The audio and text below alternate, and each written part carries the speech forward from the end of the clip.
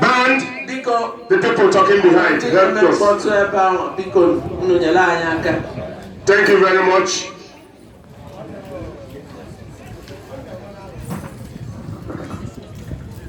Ọhaneze ndị Igbo ndewono. Ndewo. Ndị nne na ndị nna ndewono. Ndewo. Ndị bịara bịa ndewono. Ndewo. Konaka no konaka. Thank you very much, konaka. Aha m Princess Kenaya Nzekwe.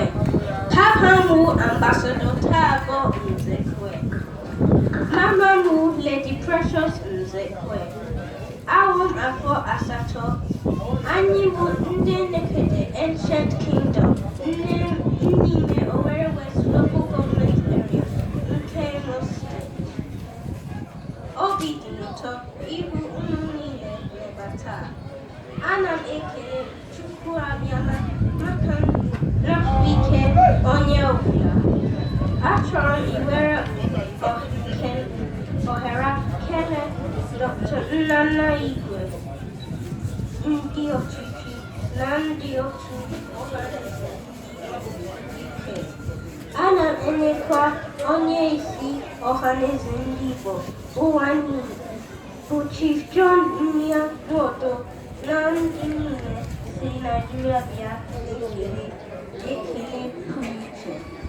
Ana m arịọ ndị nne na ndị nna ka ha jisie ike n'asụsụ ụmụ asụsụ Igbo oge niile, n'ihi na asụsụ Igbo dị ụtọ nwekwa ugwu.